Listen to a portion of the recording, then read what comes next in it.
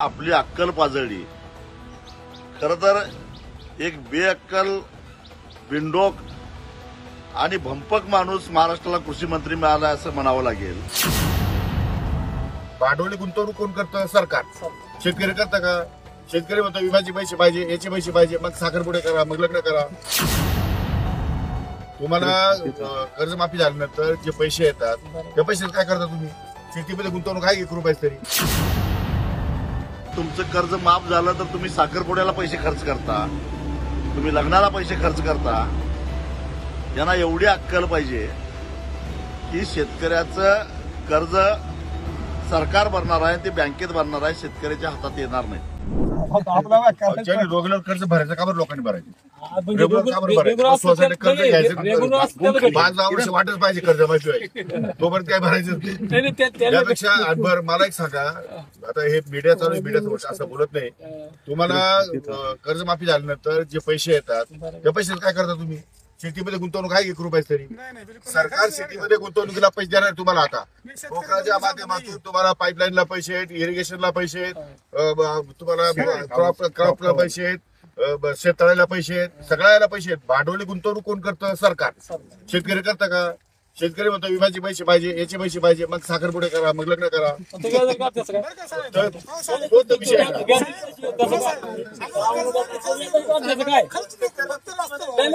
भांडवली गुंतवणूक शेतीमध्ये भांडवली गुंतवणूक।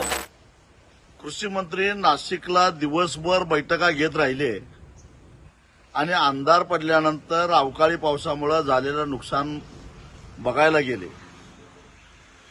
तिथं गेल्यानंतर किमान बॅटरी लावून नुकसान तरी बघायचं।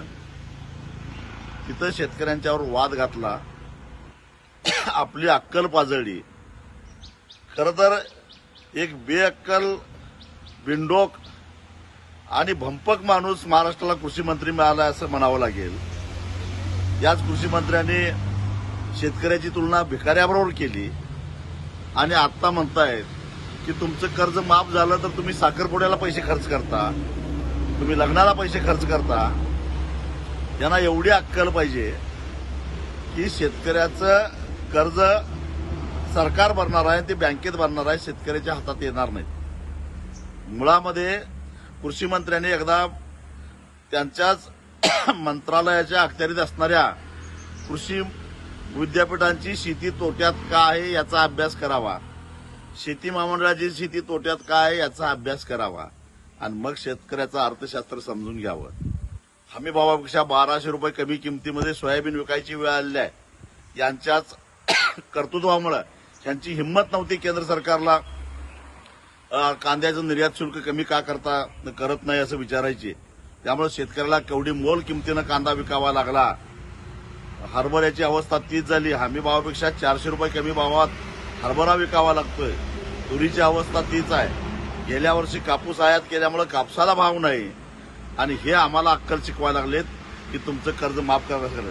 तुमची अवकात नव्हती, तुमच्यात हिंमत नव्हती, तर शेतकऱ्यांची मतं घेण्यासाठी आमचं सरकार आल्यानंतर तुमचा 7-12 कोरा करतो असं म्हणून शेतकऱ्याला फसवून त्याला गंडवून तुम्ही मतं का घेतली या प्रश्नाचं पहिल्यांदा कृषी मंत्र्यांनी